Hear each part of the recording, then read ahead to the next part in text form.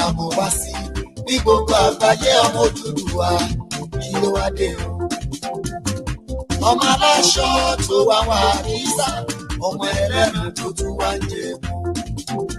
Ẹ̀wọ̀n ọmọ onílé tó ń sùn tàbí ẹ̀rù àsìkò ti tó a ò fẹ́ mọ́. Ẹja lọ́rọ̀ kan lẹ́nu káṣọ ń gbogbo papọ̀ ká má ṣe ra wa lọ́mọ ìyá Haúsá. Ìṣọ̀kan Yorùbá òmìnira Yorùbá ọwọ́ èmi àti Ẹ̀ṣà ló wà. Ìṣọ̀kan Yorùbá òmìnira Yorùbá ló jẹ́ wá lógún àsìkò tí tó. Ìṣọ̀kan Yorùbá òmìnira Yorùbá ló jẹ́ wá lógún àsìkò tí tó. Àìpọ̀ ọmọ ejò ló jẹ́ ejò níyà ló ń fi ikú pa wọ́n òye o. Tọ́ka bá ṣíwájú o, tèrè tẹ̀lé ti paramọ́lẹ̀ tó tún bá tẹ̀lé. Ọlọ́dẹ náà dáadáa dojú kọ wọ́n, ẹ̀tẹ́ ló máa bá bọ̀. Tọmọ Ọ̀yọ́ bá tẹ̀ lọ́mọ Ògùn, tọmọ Oǹdó bá tẹ̀ lọ́mọ Èkìtì, tọmọ Kogi àtọmọ Kwara tán bá fún ṣọ̀kan wọn gbogbo máa dẹ̀rọ̀. Gbogbo ẹgbẹ́ ta ní pátá tó jẹ́gbẹ́ Yorùbá ti bá ní máa dàgbọ́ ilé aṣù. Ilé àmọ́ tó dàpọ̀ gan tó jọ̀bọ̀ Odùduwà torí oríṣiríṣi ẹgbẹ́ ó wà. Òmìnira ló yẹ wá ó dẹ̀ máa tẹ̀ wá lọ́wọ́ tá bá ṣe ra wa lóṣooṣù ọwọ́. Ìṣọ̀kan Yorùbá òmìnira Yorùbá o ló jẹ́ wá lógún òwe. Ìṣọ̀kan Yorùbá òmìnira Yorùbá o ló jẹ́ wá lógún àsìkò. Ṣàníjì lórúkọ tèmi ṣòfin Yorùbá òmìnira Yorùbá ló jẹ́ wá lógún àsìkò tí tó.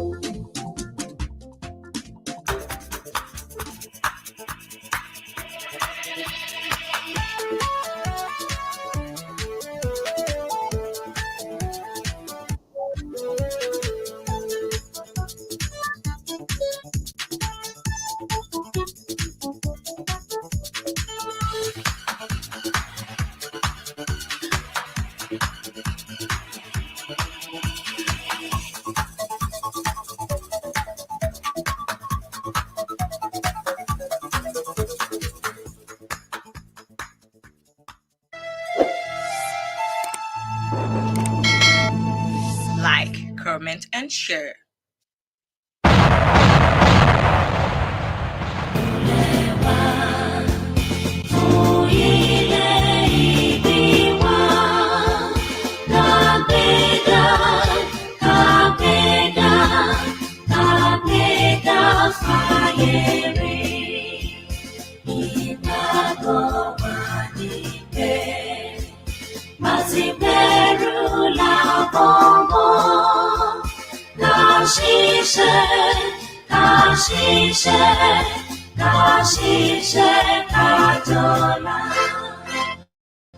Ìṣọ̀kan òmìnira ní kẹ́jẹ́ ká máa lépa tẹ̀síwájú fọ́pọ̀ ire àtòhun tó dára. Ọmọ Odùduwà dìde, bọ́ sí ipò ẹ̀tọ́ rẹ, ìwọ ni ìmọ́lẹ̀ gbogbo adúláwọ̀.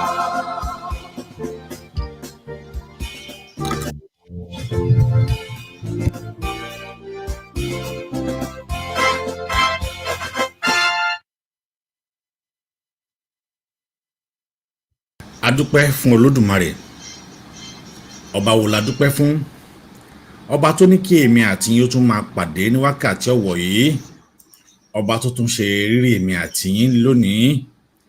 Mo kí ọmọdé, mo kí àgbàlagbà, mo kí ọkùnrin, mo kí obìnrin, mo kí onílé, bẹ́ẹ̀ ni mo kí àlejò. Mo sọ wípé fún ẹ̀yin mùsùlùmí pé assalamu wa rahmatullahi ta'ala wa barakatuh. Fún àwọn ọmọlẹ́yìn kọ̀ọ̀kan wa, fún àwa ẹlẹ́sìn àbáláyé pé ògbó àtọ́ àsọ̀rẹ̀ ìwòrèwò fún. Kò ṣe mùsùlùmí, kò ṣe Christian.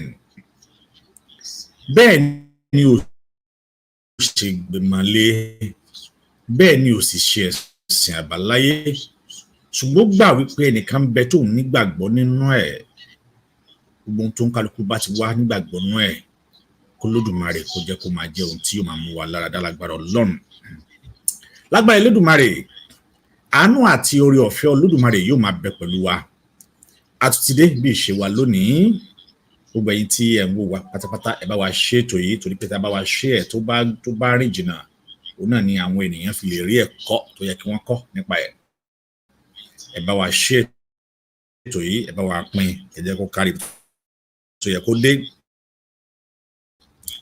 lónìí kí làwọn ohun tí a tún máa gbàdéhùn tó wà láàrin àwa àti Fúlàní lórí ìwé òfin ti ọdún 1999 wọ́n ti yẹ apá àdéhùn wọ́n ti yẹ kúrò níbi tí àdéhùn wà lórí ètò wa lónìí ìmọ̀ràn àgbà the elders advice òun náà ni bàbá wa bí wọn yóò tún wá bá wa yànnàná àwọn bí èso ṣe kú bí ọ̀bẹ ṣe bẹ́ lónìí abáwá tí mọ̀ wọ́n òdúdú ni wọ́n ò kì í ṣe àìmọ̀ fún olóko abáwá tó bá sọ̀rọ̀ ní ọmọọba àṣegùn chief doctor Olúṣọlá Òní àwọn náà ni èmi àti láwùjọ máa jọ pọ̀ lónìí ẹ bá pípẹ́ yẹn wa tí ẹ bá ní ìbéèrè kan tàbí omi tẹ́fẹ́ bí wá lórí ètò yìí tàbí ẹ bá ní tẹ́ fẹ́ ká treat tẹ́rí pé àti ìsọ lórí ètò yìí àǹfààní wà fún yín láti béèrè àǹfààní wà fún yín láti fi ìwé ránṣẹ́ sí wa wípé ẹ fẹ́ ká sọ̀rọ̀ nípa nǹkan báyìí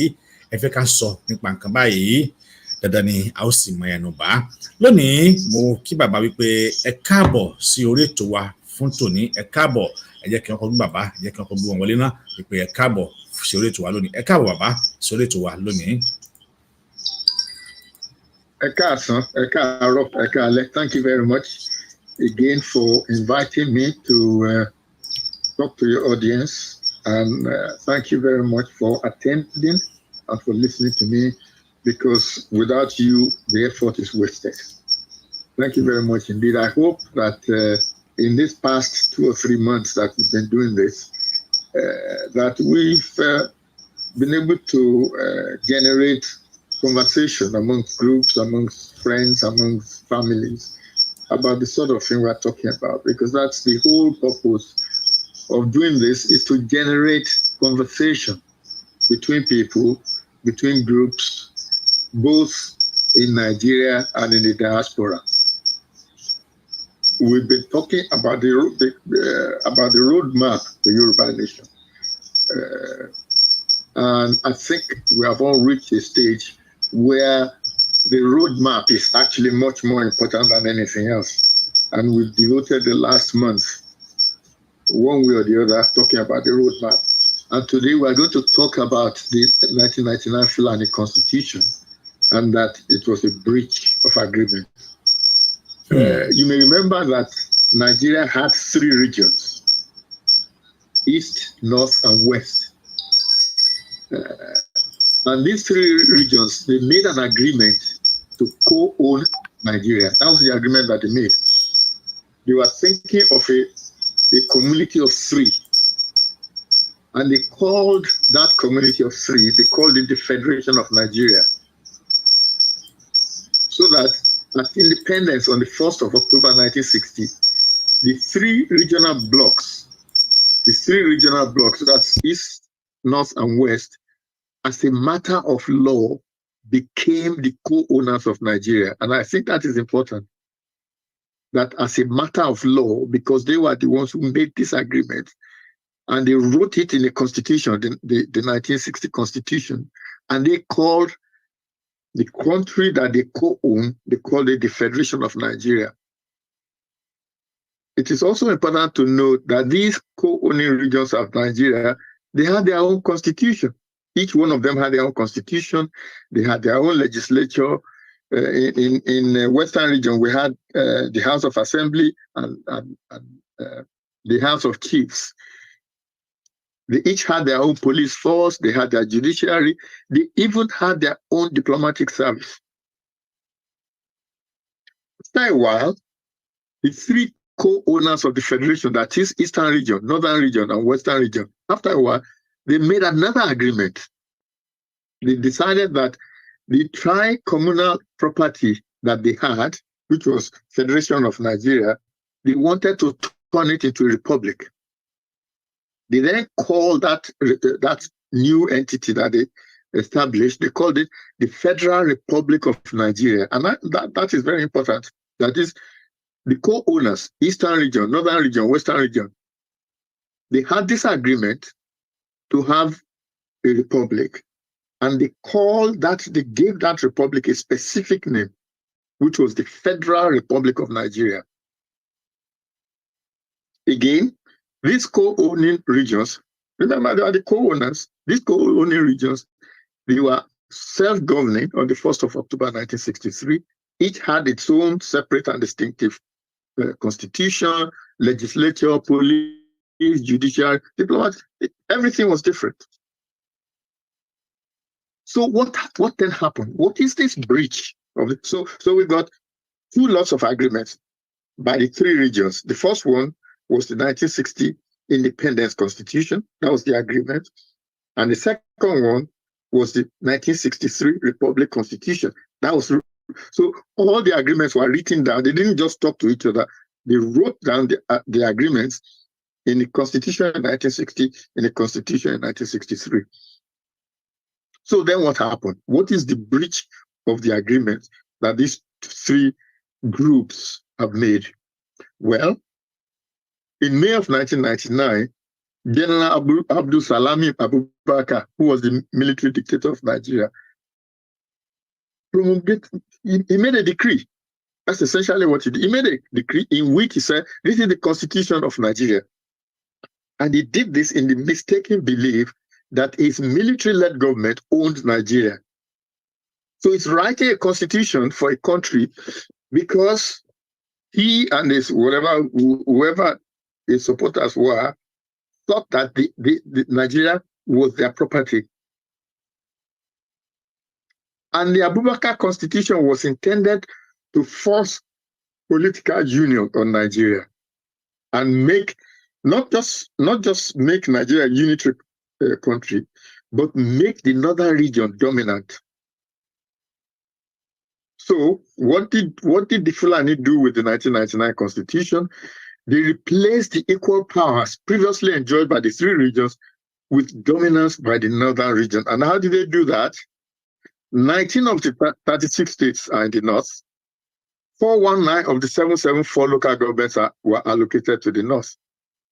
And then Section 65 of the Fulani Constitution lists Sharia law, but omits the Christian Ecumenical Court, because the Christians have their own court as well. It's not everybody talks about Sharia, forgetting that actually the Christians have what is called the Ecumenical Court. By just putting the Sharia court, the Sharia law in the Constitution, Abdul Salami tacitly made Islam Nigerian state religion. And then to make it even more northern, Section 43 of the Abubakar Constitution introduced the pernicious concept of federal character. Let's mistake this. The 1999 Constitution was a Fulani agenda. It was intended to move forward the instructions of Ahmadu Bello, their leader, who a week or so after independence, this is what Abubakar said, the Sadana said. He said, the new nation called Nigeria should be an estate of our grandfather, Osman Dan Fodio. We must ruthlessly prevent a change of power. We must use the minorities in the north as willing tools and the south as conquered territories and never allow their future. That was what the 1999 Constitution was doing. And how was it a breach of agreement? It abolished the geographical and political entity that was called Western Region. So Western Region disappeared. It also took the powers that belonged to the Western Region, which had been acquired by agreement. The powers that Western Region had, it didn't come from the air. It wasn't descended from heaven. It was acquired by agreement with the other two regions. And it was a written agreement. The first one was in the 1960 Independence Constitution, and the second one was the 1963 Republic Constitution. So you can see how the 1999 Constitution constituted a bridge of agreement. Okay, so let's look at the law.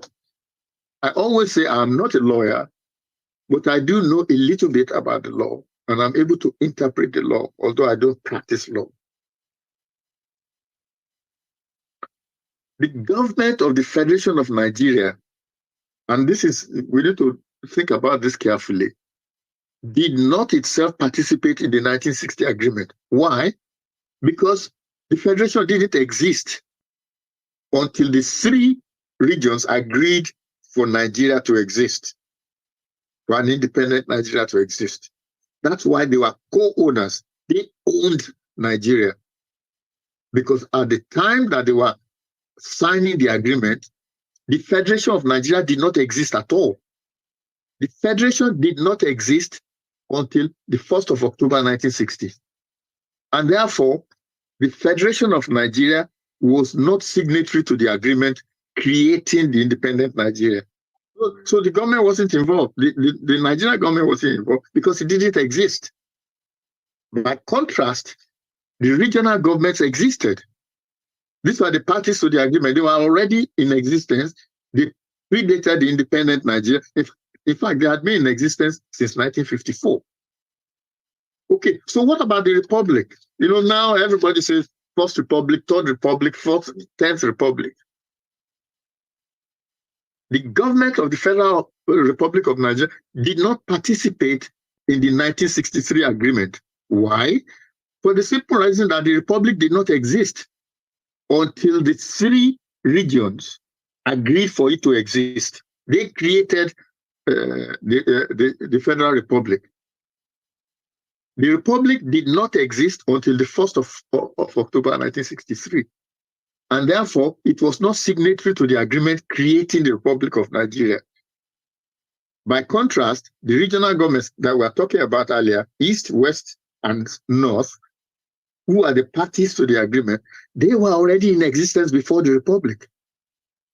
Because they had been in existence since 1960 when they formed the Federation of Nigeria. And I think this is very, very important concept for us to understand. That number one, the government of the Federation of Nigeria did not exist until the three parties, Eastern region, Northern region, and Western region, agreed for it to exist. The same thing, the Republic did not exist until the three regions again, East, North, and West, agreed for it to exist. So the question that arises is this: is there any constitutional means by which the Republic that is co-owned by these three regions, how can the ownership be transferred to the federal government outside of the independent constitution? Let me say that again. There are no constitutional means at all, no legal means by which ownership of the Federation of Nigeria could be transferred from the three regions who co-own it to the federal government outside of the 1960 Independence Constitution. Because the three co-owners of Nigeria, they agreed the terms that made alteration of agreement different. The way that the Constitution of the 1960 was structured made it difficult for it to be easily changed. This is what the Secretary of State for the Colonies said in the House of Commons about the Constitution of Nigeria of 1960. He said this: on fundamental matters, however, I am sure that Nigeria is right again in this. There will be a rather more elaborate procedure for what are called the entrenched clauses. For these clauses, there will be a 2/3 majority required of all members of both houses of the federal parliament, and the concurrence, although by bare majority in this case, of both houses of at least two of the regions. Thus, although change can take place, there is and there will be a considerable degree of stability and the foundations of which the independence of Nigeria is based. In other words, what he was saying here was this, that before you can change anything in the 1960 Constitution, you have to have 2/3 of the majority of both houses of the federal parliament. That's the first thing. And the second thing was that at least two regions have to agree to the change. And this is how Section 4(1) of the 1960 Independence Constitution, this is what it says. It says the parliament, that is the federal parliament, may alter any of the provisions of this constitution, or insofar as it forms part of the law of Nigeria, any of the provisions of the Nigerian Independence Act. But, an act of parliament shall not come into operation unless each legislative house of at least two regions has passed a resolution signifying consent to having that effect. In other words, for the status of Nigeria to change, the three co-owners, remember the three co-owners, East, West, and North, before the ownership could change, the federal parliament has to say, yes, we want a change. Then two of the three signatories to the Constitution also have to agree. If we now go to the Republic, that, everyone said, blissfully, they say, oh, Second Republic, a Third Republic, a Fourth Republic. But there are no constitutional means by which ownership of the Republic could be transferred from the regions to a federal government. There's no constitutional means. All you had was the 1963 Republic Constitution. There's no other way of doing it. But the three co-owners of the Republic, they agreed to a system which made it almost impossible to change the agreement that they have made. And this is reflected in the 1963 Constitution, where Section 4(1) says this: Parliament, that is the federal parliament, may alter any of the provisions of this Constitution, but an act of parliament shall not come into operation unless each legislative house of at least two regions has passed a resolution signifying consent to it having effect. Again, like what was written in the 1960 Constitution, which was by agreement. The agreement this time is also similar to what it was in 1960. They said, you can't change anything in the Constitution of the Federal Republic of Nigeria unless the federal parliament agreed to it and two of the three regions agreed to it as well. So there's no constitutional means by which anybody can say, oh, well, the Republic belongs to me, I can do whatever it is that I like. There are also no constitutional or lawful means by which the Nigeria's military could take over the ownership of Nigeria, particularly when the Nigerian law is actually against military coups. Most people don't know that. This is what Nigeria's Penal Code 61 says about it. It says, any person who advisedly does any unlawful act calculated to interfere with the free exercise by the president or a governor of the duties or authority of his office, or with the free exercise by a member of the Federal Executive Council or a state executive council of his duties as such member, is guilty of a felony and is liable to imprisonment for 3 years. In other words, if you staged a coup, it was against the law of Nigeria and you could be sent to prison for it. And this penal code, this bit was actually published in 1960, was republished in 1964, was published again in 1967. That's the law of Nigeria. That is, if you staged a coup, you have committed a felony, liable to imprisonment for 3 years. looking at a bigger picture, what this says is this, that all the governance and all the political acts by Nigeria's military from 15 January 1966 onward, including the 1999 Constitution, were the offspring of the 1966 coup. They were all illegal. They were all illegal because they were products of a crime. I think most people probably forget that the author of the 1999 Constitution, that is General Abubakar, came to power through a coup d'etat. This was a disease, a pernicious condition that afflicted Nigeria continuously from 15 January 1966 to 5 May 1999. But neither the coup d'etat nor the military-led governments could take over ownership of Nigeria. Remember what I said? The three regions owned Nigeria. There was no means by which you could take Nigeria from those three owners, because 1960 Constitution says you can't do it. 1963 Constitution says you can't do it. And therefore, there is no means whatsoever by which a general can just come to power and say, oh, well, this is the Constitution for you.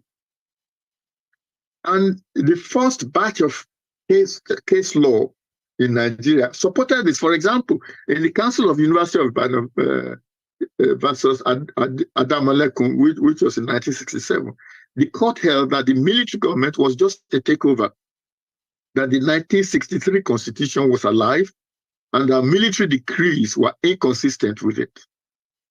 There was another case, Lakomi versus Attorney General of the Western Region. And that court said this, that the military takeover was not a revolution and was not conferred with unfettered legislative power.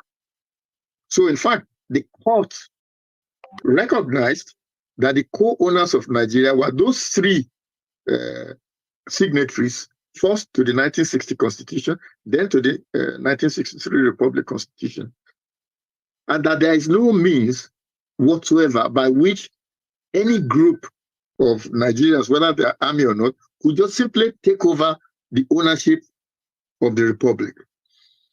And I'm going to stop here. I'm happy to continue and talk about, what I will do if how I will take this case to court, which is what I did last Tuesday.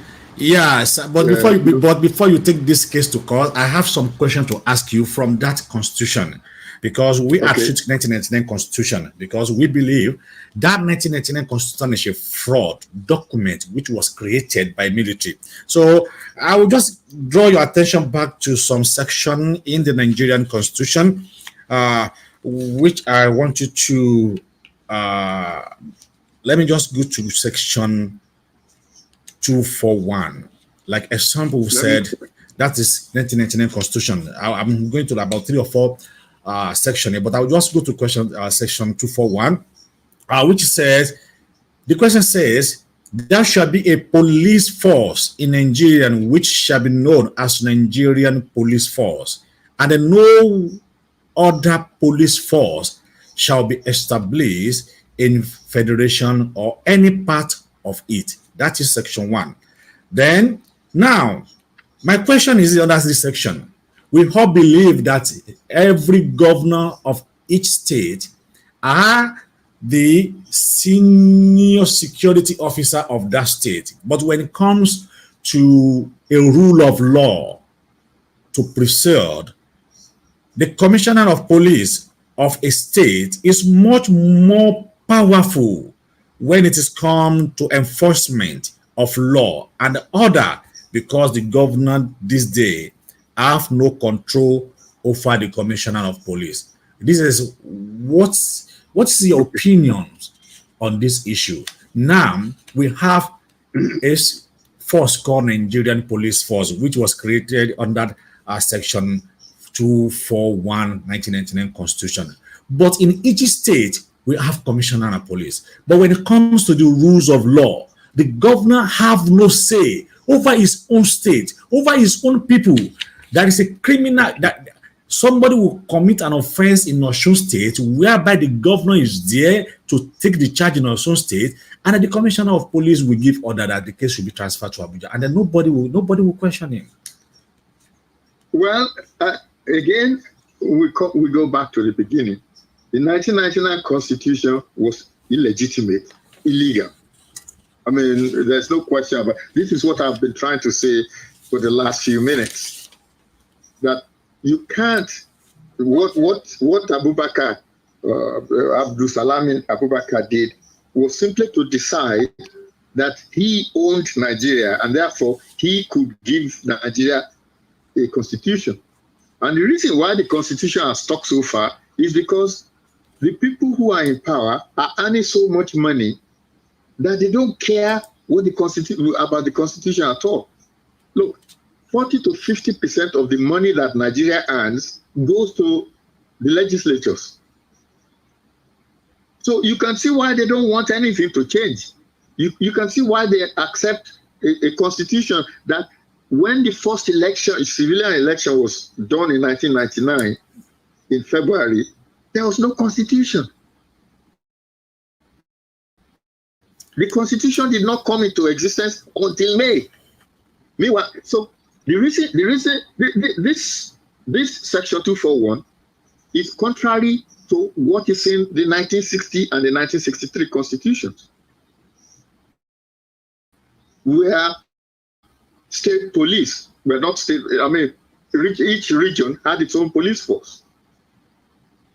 But now, because of the Fulani agenda, which the politicians in the South accept because they are making so much money that the money has turned their heads, that they will allow anything. And this is just one of the many things that they accepted. I mean, there's another part of the Constitution, I can't remember whether it's section 16 or thereabout, in which they put that whatever the military had done from 1966 should be, the law should not do nothing about it. The law should just accept it. But fortunately for us, because the 1999 Constitution was never ratified. That Constitution was never ratified. The people of Nigeria did not at any time vote on that Constitution. We are more or less prisoners of that Constitution. All right, sir. And these are the part of the things that, this is why, some of us believe that a lot of these things, we need to start taking them to court, making the judiciary make decisions on this sort of thing that you've just declared. Oh God! Just give me. Hello. Can you call me back? I'm in the middle. Can you call me back? I'm in the middle of a broadcast. All right. Sorry, that's a call from Nigeria, but they'll call me back. Mm-hmm. Okay, sir. So the 1999 Constitution is a fraud. The people who wrote it that's the point that I'm making. They had no right to take over Nigeria that had been agreed by 3 regions. Yeah, that is because that is under the same constitution. There is another controversial in section 6 and subsection 5, who said, which allowed the establishment of the Sharia court. Criticize wonder and the Sharia is doing, because we should wonder what Sharia court is doing in Nigerian constitution. It's just like we are promoting just one country, one religion. What about the other ethnic group? Well, that's one of the things I was discussing earlier, that there's something called the Christian Ecumenical Court. Why is it not in the Constitution? That's it. The Sharia court is there under section 5 of section 6 of section 5. I know, but what I'm saying is that why have you not got the ecumenical court in there? Okay, Sam Ayobayo asked this question. Sam Ayobayo, he said, okay, if you state a coup and fail, it is illegal. However, if you stage a coup and succeed, who will jail you or illegalize it?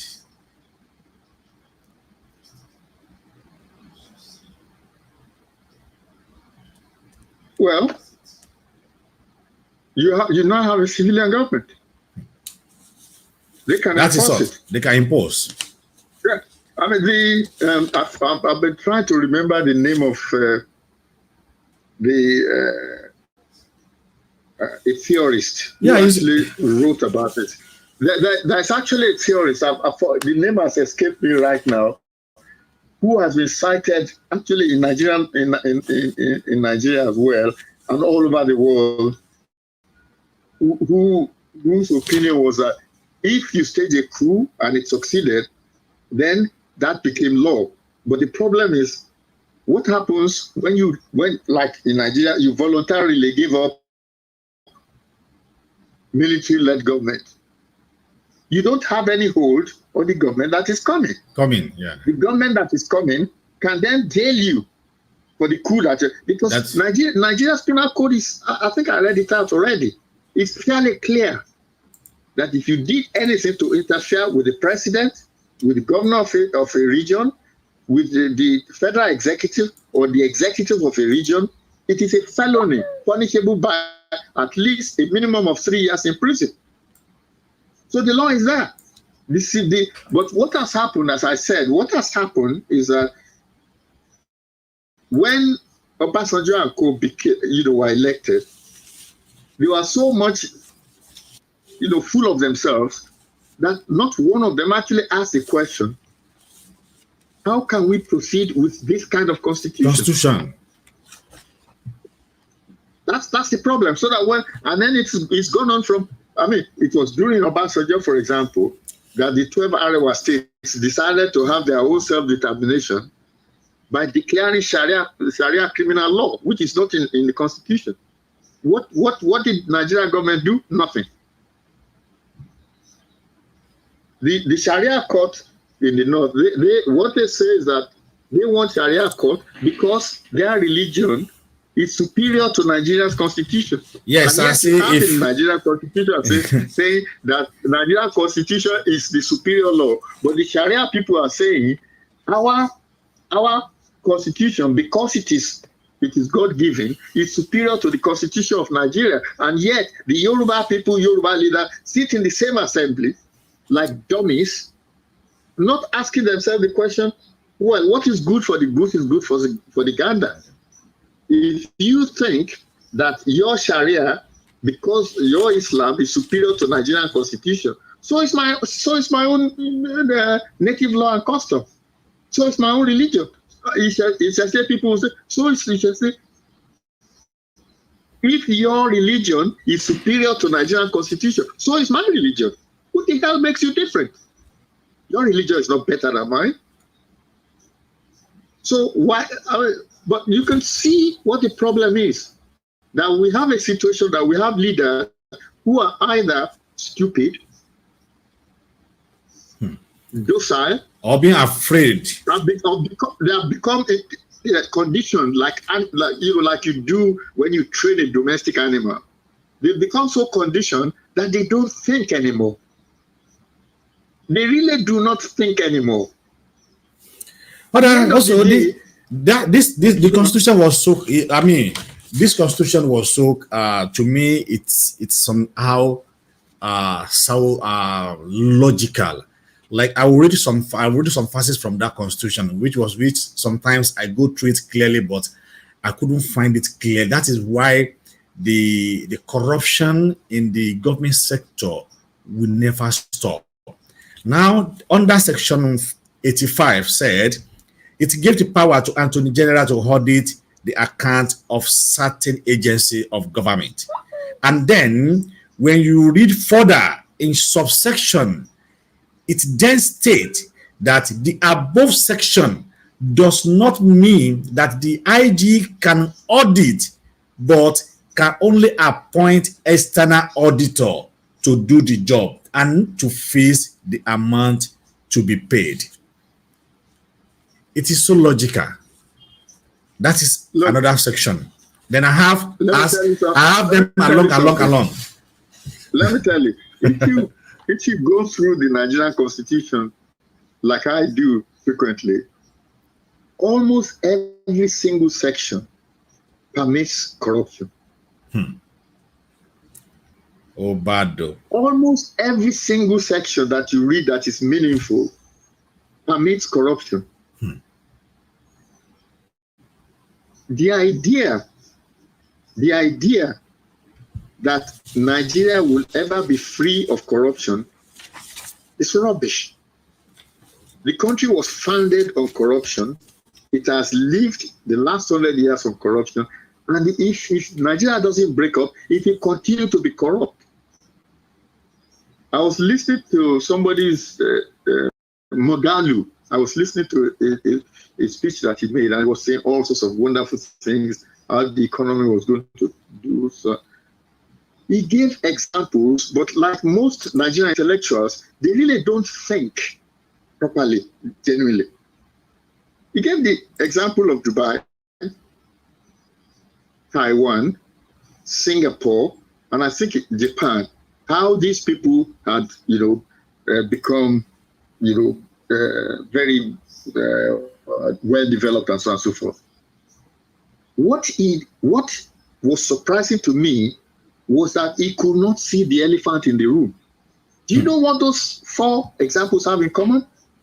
They are all monoethnic. They're all monoethnic. Yeah. The Singaporeans speak the same language, they're the same Chinese people. Yes, they have the same Taiwan, culture, the same mindset. Taiwan the same, Japan the same, UAE the same. Yes. And even though UAE, they are now comparing them to Nigeria. Even though UAE, even though the funnest part is that UAE and Oman is just only 2-minute distance. When you go to Oman border and UAE border, we just use your leg to cross, and they are separate country. They should have been one country as Nigerian is. How they make their own so suitable, and then they make Africa difficult. That's exactly what I don't even really understand. But it isn't people that, it isn't the white people that makes Africa difficult. It is the people who have power in Africa who are not willing to give up Ilabe. These people have got so much privilege that they are not prepared to give it up. That's the problem that we have.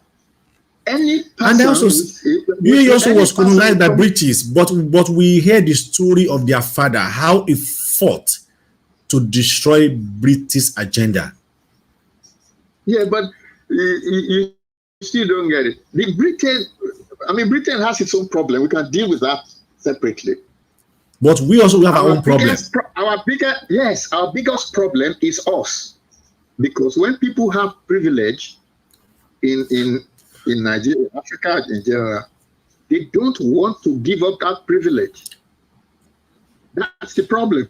That is me, our leaders, they value money than humanity. Well, it's much more. It's not just money. It's also privilege. Our loga. It's not. This is much more than money. If you're, you look at it. Why would somebody who was, first of all, state assemblyman becomes the governor, then goes to the federal party? Has he not got any other job in his life that he could do other than you go from assemblyman, you become governor, you go from governor, you go to NAS, why would you do such a thing? So that you end up for, the next 15, 20 years, all you do is just collect money for doing nothing. Nothing. You collect, is it Kano State or whatever state, they found 50 government vehicles in the ex-governor's house. Compound. Yes. See, that's why they don't want to give up office. That's why they don't see what is wrong with Nigeria. The only way that Nigeria will ever progress is if it broke up. Nigeria will, I say this all the time, there is no angel in hell Nigeria is hell. You will never find anybody who's going to, Tinubu is doing this, doing that. After Tinubu leaves, there's going to be a decision. Oh, is the next president going to be Igbo? Is the next president going to be Fulani? And then he's going to turn out to be like Buhari, who spent 8 years wrecking the whole country.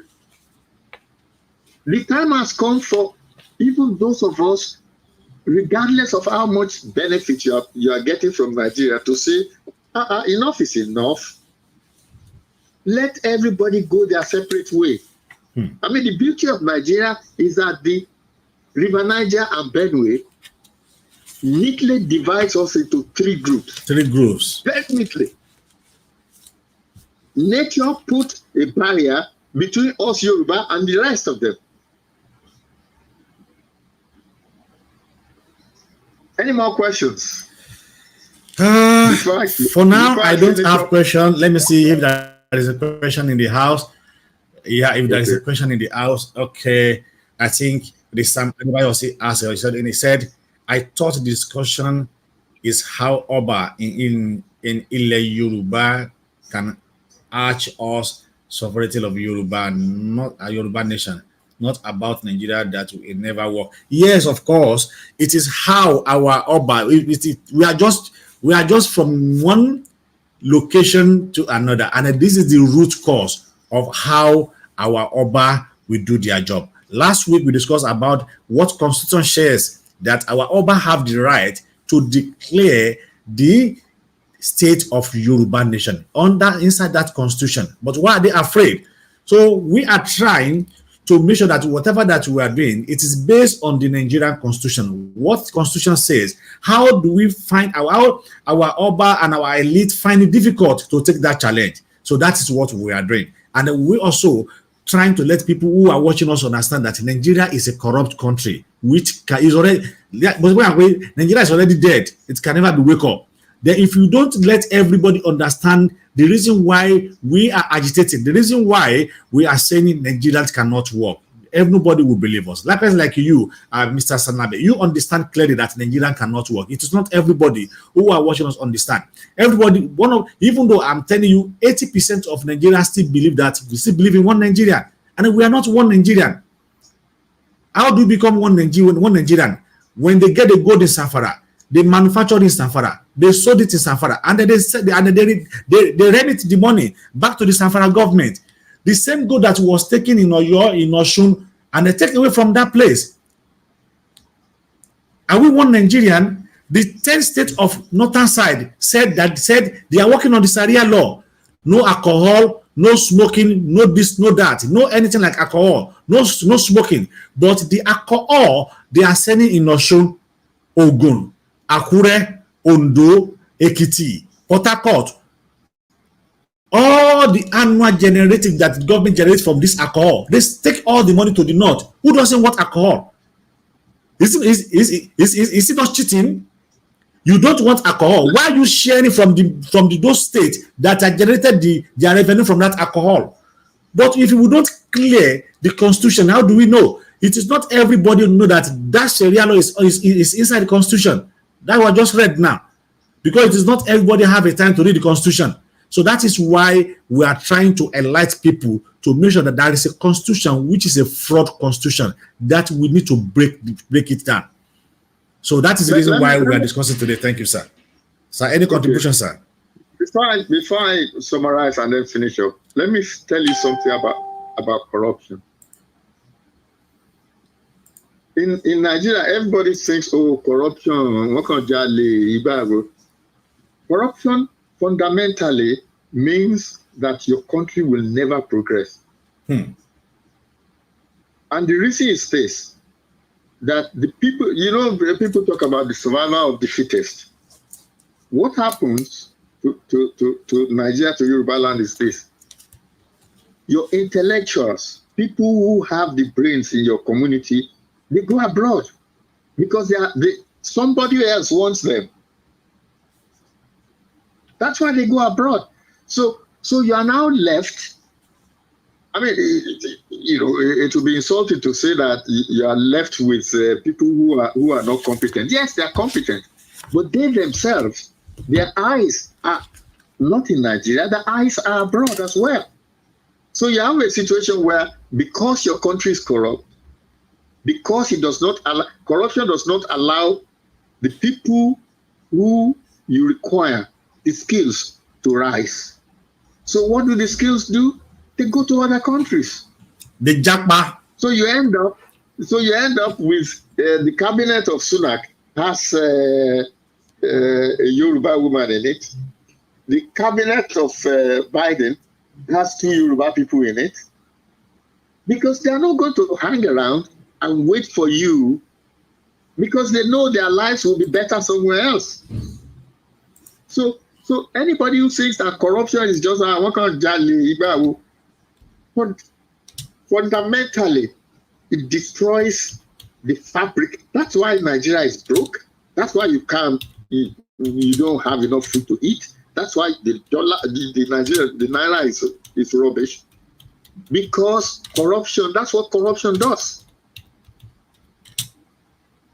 Today, what I have discussed today is how Nigeria was owned by 3 separate political units: Eastern region, Western region, Northern region. Those 3 regions sat down, made an agreement, which they put in writing as the 1960 Constitution. The same 3 co-owners of Nigeria, co-owners of the Federation of Nigeria, decided to have a republic. And they wrote down their agreement in the 1963 Constitution. Same three group: Western region, Northern region, Eastern region. Same 3 political entities. They sat down and said, we are going to have a republic.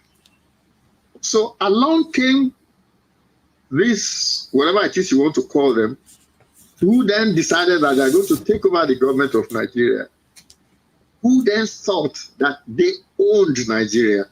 But they don't own Nigeria. That's the point I'm trying to make. All this Second Republic, Third Republic, which region gave you Second and Third Republic? The people who founded Nigeria, the Nigeria Republic, Eastern region, Northern region, Western region.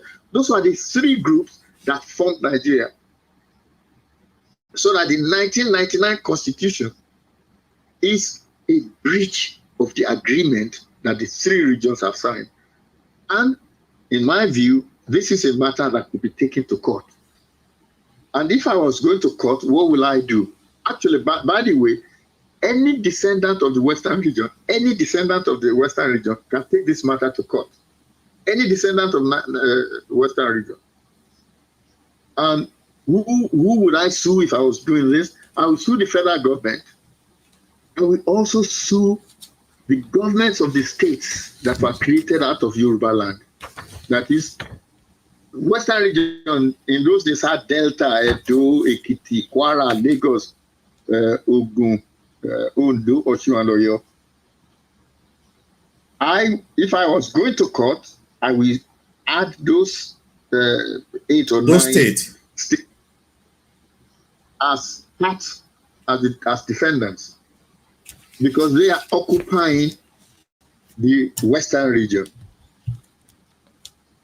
And what is the court of jurisdiction? I would take this case to Ibadan, the Ibadan High Court, because Ibadan was the capital of the Western region. And the court there has jurisdictional powers. And I would, if I were asking my lawyer to do this, I would say we go back to Section 32 of the 1963 Constitution. So we go back to this 1963 Constitution as the basis for going to court. So, what is the type of action? Again, in Nigeria, this is what they call the originating summons. And the reason is this. This case concerns matters of law. That's it. There's no witness required. There's nothing to witness. There are 3 constitutions that you will lay before the court. You say 1960 Constitution, 1963 Constitution. This is what they say.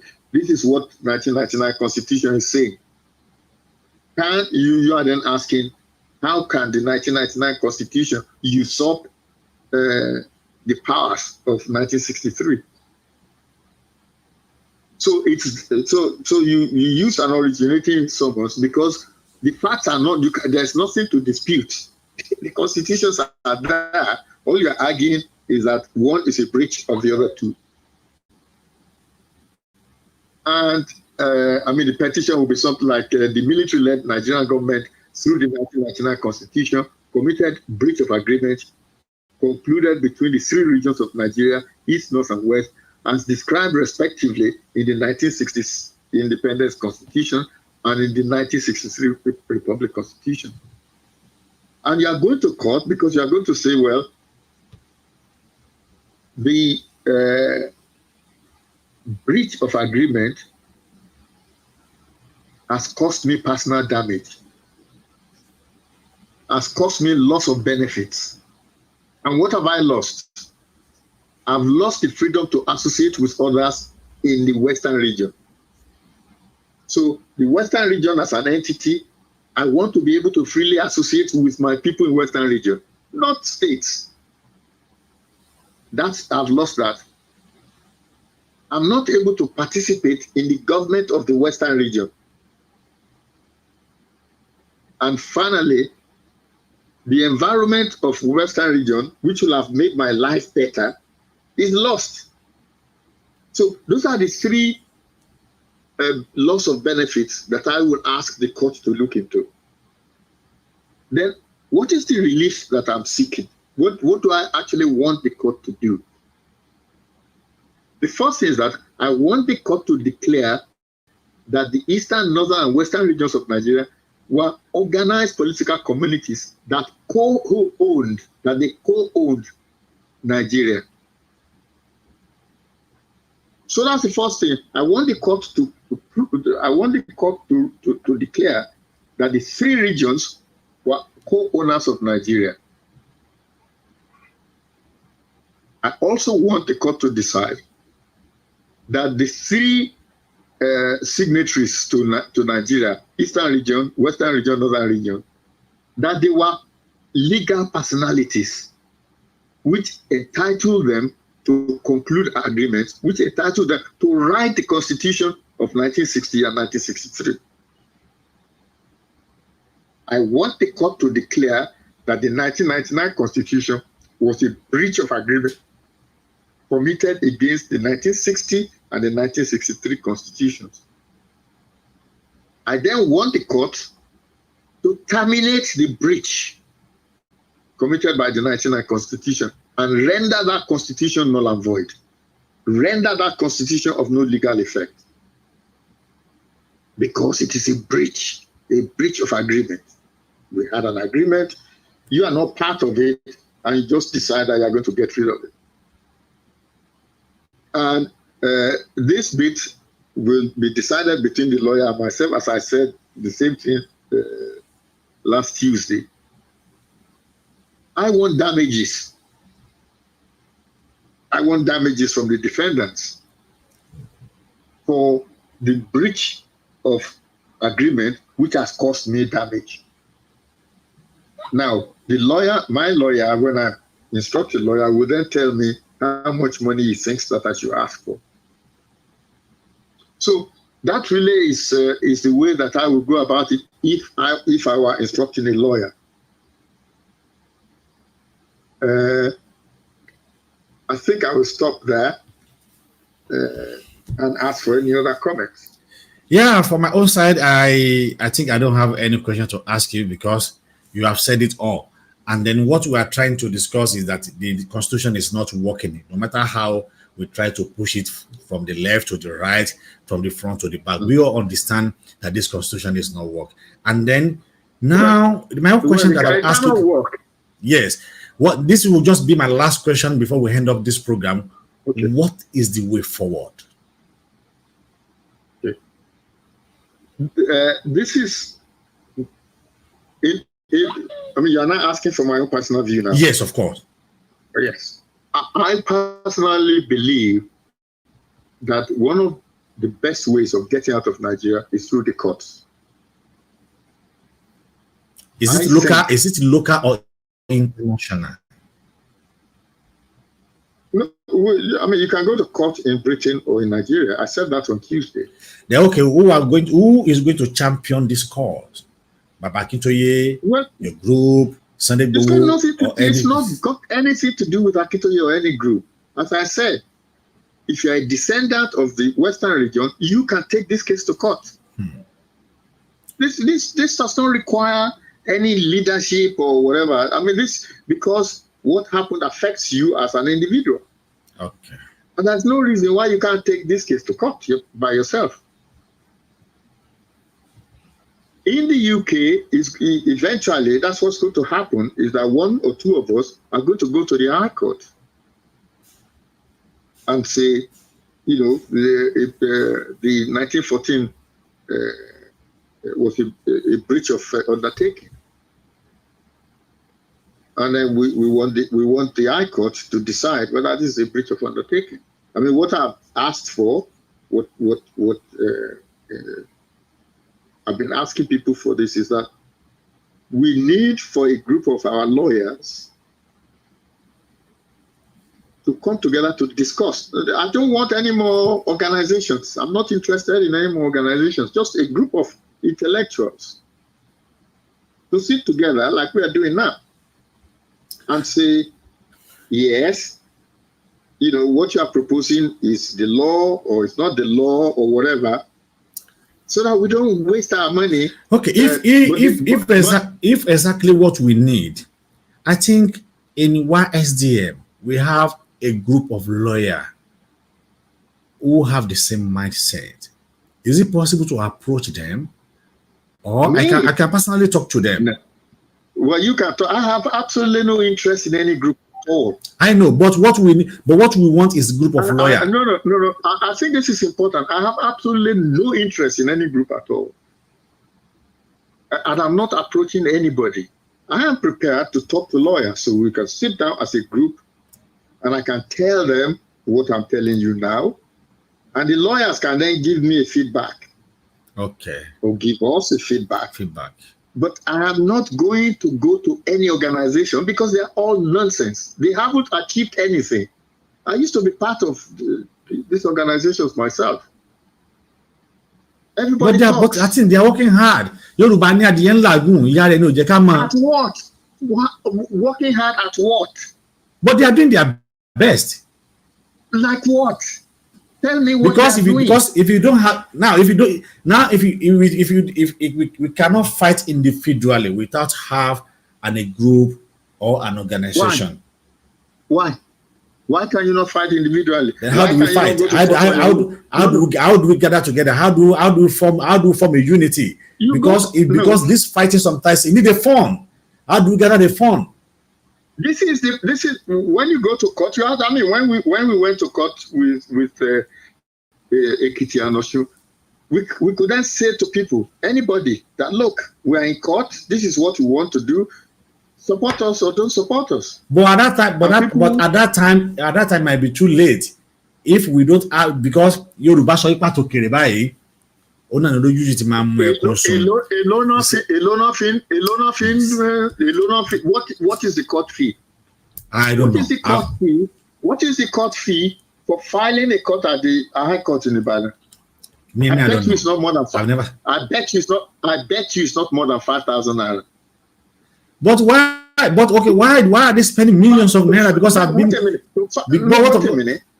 To act the court fee, the money that the court is going to charge you for filing a case is probably not more than 5,000 naira. Okay, what about lawyer fees? That's the problem. Yeah, that is why we must have an organization. We must have an organization that we will be directly to. That is very most important, because even though those who are fighting for their own country have their organization, it's only because we are doing our own things. It's only because people have. I agree with you that people have misused that opportunity. I agree with you because people have misused the organization, but not all of them are misusing it. Those are still there. I can still tell you there is still a reasonable person who are still in the group, who are still fighting for this cause with their own words, with their own everything they have. Fantastic. Approach them. tell them to take this to court. No, I would no. Okay, for my own side, I know about three. See, I know about 3 or 4 lawyers who are outside the country, which I can talk to. Then I know lawyer also in Nigeria also too, which I can talk to. There is one lawyer in Abidjan which I can talk to. Do you understand? So if you talk to them, then at least we can. That is okay. Now when we talk to them, you have said we don't want a group. We just want a group of lawyers who have the same mindset. How do we go about this issue? And which is very fantastic, sir. Well, they can look. When we were going to court in Ado-Ekiti and Osogbo, we didn't get a single Yoruba lawyer to take the case pro bono. The same people at Yoruba, they are going to end up in Yoruba Nation with me, with everybody else. Not a single lawyer could we find who will take the case and do it. It was, so give us 20 million naira. Oh, give us 100 million naira. That's what I'm saying. For something that concerns you. I shouldn't be the one telling lawyers. I mean, for God's sake, but there should be demand for such amount. Because what we are fighting for, they too benefit from it. Why are they discussing for 20 million, 30 million? That is me. Well, that's what I got your point. They see those who are talking about, they are in that group for their business purposes, not for fighting for the freedom. I got your point. No. Look, to take on a case like this pro bono does not affect your business. What I'm saying is this. What I'm saying is this. Those lawyers that you are talking about, they are in that group for their business purposes. They are not in that group with their sincerely mind of helping, solving the problem. Because if they are in the group, they call them and they say, okay, give me 20 million, give me 30 million. That is me. They are there for the business. Let me tell you what is going to happen. As I said, one of the reasons why I put this across is that individuals can actually take this case to court. Individuals. You don't need organizations and then they'll be doing, we want money. No. Individuals can take this to court. In the UK, the to file a case in the High Court is about 500 quid anyway. The only problem is that getting a lawyer to do the job, that's the problem. Because it is easy, although you can technically actually pursue now this see by yourself. that is a question here from Esther Ewetugba. It will be better to take to court collectively instead of personally. Because if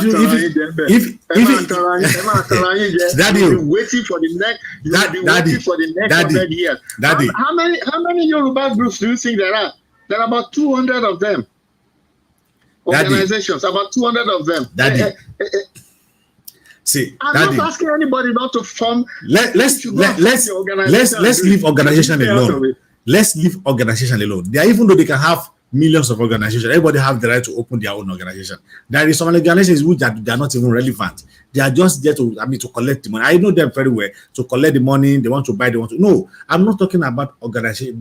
I'm talking about those organizations who are created for this purpose of this cause, who are champion this cause, who have the numbers of lawyers, both home and in the diaspora, that can help us. You have made your point that when they are not helping me. I understand. Yes, so no. I said no. I'm not saying you are helping me. I said you are making your point. You are making your point because because you are talking from your own experience. When there is a case rise up in Osun and Ekiti, they are demanding for which amount of the money of 20 million, 40 million. Look. You need to understand the nature of the Yoruba people. When the Jews wanted Israel, they came together to form one organization, maybe two. The Yoruba, how many organizations? 200. As I was telling a group the other day, because they do it, firstly, because they don't know what they want to do, and secondly, they're hoping if you form an organization, Moses might just come, a Messiah might just come. Ben, look at Jesus.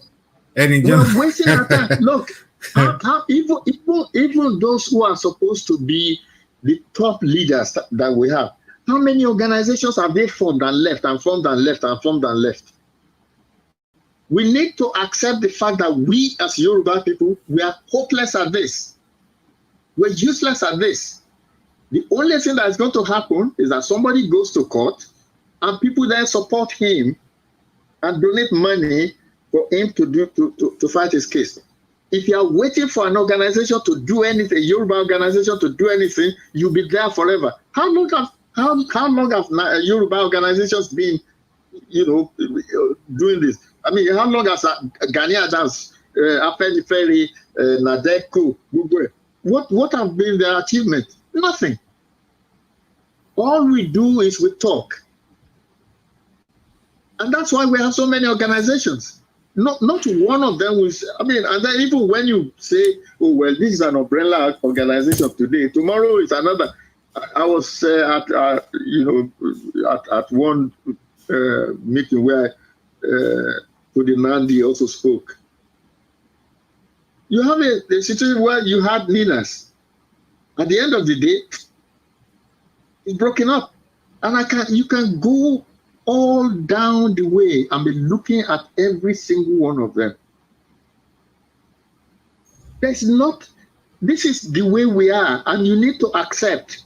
And this is the problem, is that people are not accepting that we don't know how to organize, to form organizations properly.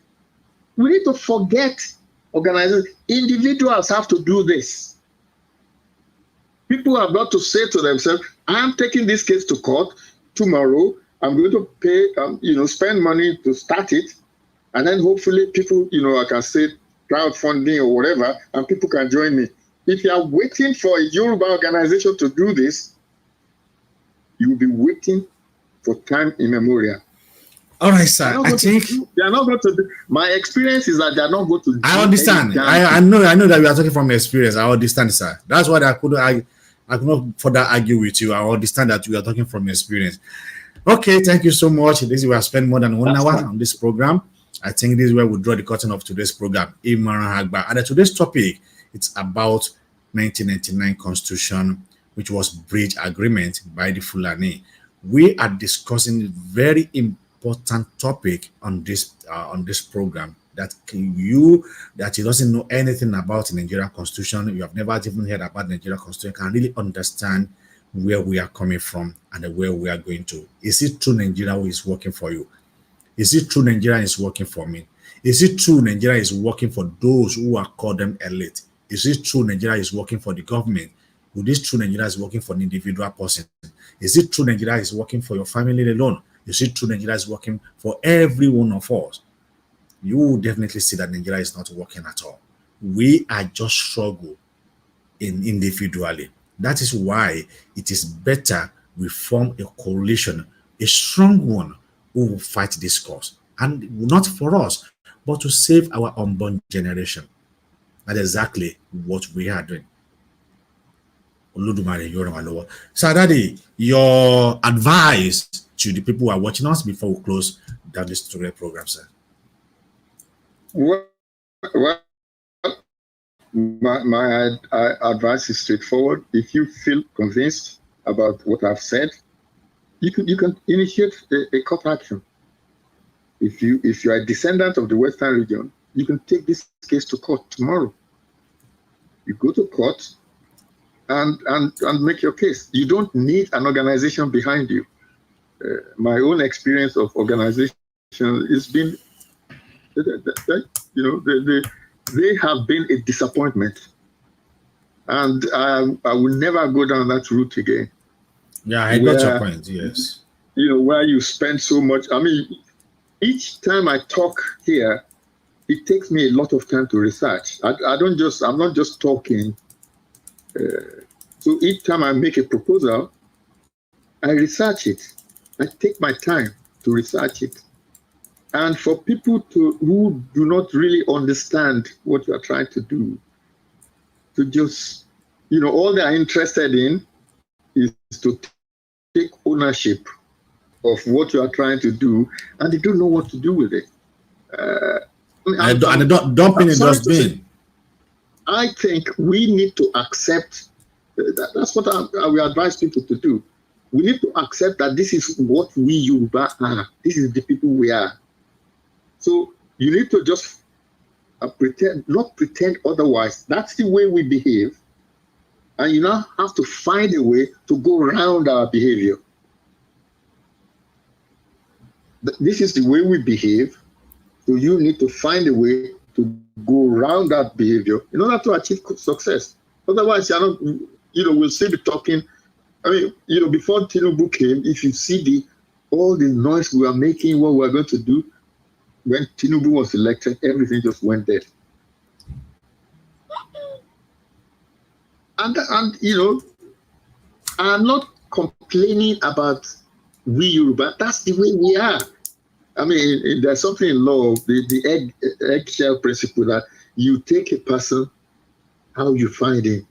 You don't try to change him to something that he is not.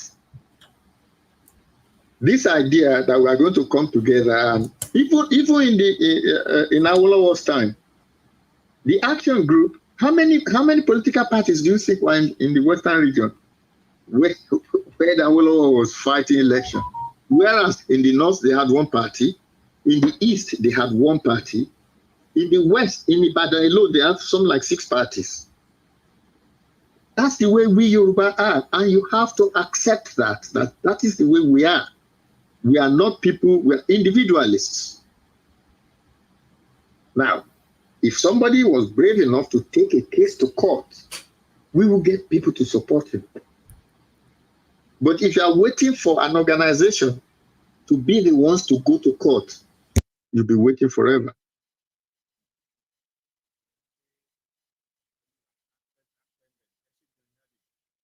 That's fine. I mean, next week I'm going to talk about another possible case to take to court. Next Tuesday. Dr. Olushola Oni, ona ni ẹ ti ń gbọ́ láti bí wákàtí kan tí a ti ń sọ nípa roadmap the 1999 constitution, the breach of agreement by Fulani. Ó ṣe pàtàkì because we must know our history. If Tia Bali understand the history, this is what history says about Nigeria. This is what history says about Yoruba, Igbo, and Hausa. How do you fight this cause? How do you understand exactly that we are not one? We are just matched together by the British in the purpose of their own business interests, not for the benefit of individual.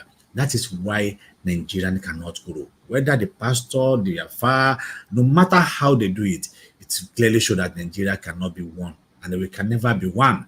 It is clearly because it is what defines that we are not one and we can never be one.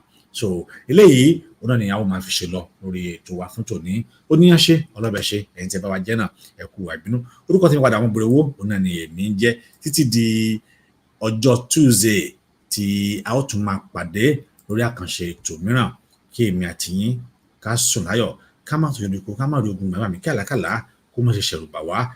Ẹ gbàgbé láti bá wa ṣètò yìí bẹ́ẹ̀ ṣe ń wò náà ẹ share ẹ̀ tí ẹ̀bẹ̀ tún lè wò àwò tuntun wò wọn lè tún lò wò. Tẹ́ bá sì ní ìbéèrè ẹ kàn sí wa kẹsà bá wa látòrí @Basegun1 lórí Twitter wọn mo sì reply padà lágbọ́rọ̀ Ọlọ́run. Bẹ́ẹ̀ lẹ sì lè kàn sí wa lórí nọ́mbà tó wà lójúmọ́ àwòrán yìí tẹ́ bá ní ìbéèrè tàbí ní tí a fẹ́ kí a treat adẹ́ṣe nàgbọ́rọ̀ Ọlọ́run. Títí di ìjọ Tuesday tá tún pàdé lórí àkànṣe tó mí ìmọ̀ràn àgbà ní ẹ tẹ́tí kẹ́ ẹ gbọ́ torí pé a máa fúnni ní ọgbọ́n ìmọ̀ àti ìjọ wo òun náà ní ẹni Yorùbá ìjọ wo ló fẹ́ kó lọ. Nígbà wo lẹ́fọ̀ọ́ ṣọ̀kan nígbà wo lẹ́pàpọ̀ sọ nígbà wo ni bẹ́ẹ̀ ni yóò jẹ́ bẹ́ẹ̀ ni bẹ́ẹ̀ kọ́ yóò wá jẹ́ bẹ́ẹ̀ kọ́. Yorùbá àtẹ̀yìn bàbá wọ̀nyí ẹ̀ ń sùn ẹ̀sùn ẹ̀ ń ṣáàṣù o níbi ẹ̀sùn dé ẹ̀ ń ja ohun pa ẹ̀fún hun bẹ́ẹ̀ bá hun nígbà wo ni tẹ̀m̀bẹ̀lẹ̀kún ọ̀tẹ̀ kẹ́ni má ní ìjà ipò ìjà ìlú yóò dópin láàrin yín gan-an. ogun tá ń bá yín jà ogun ẹ̀kúlé ń bá yín jà èyí fúnra yín tún wá ń kọjú ìjà síra yín ẹ ti rí ọmọ ṣe ẹ kó kú ọ̀dà náà yàrá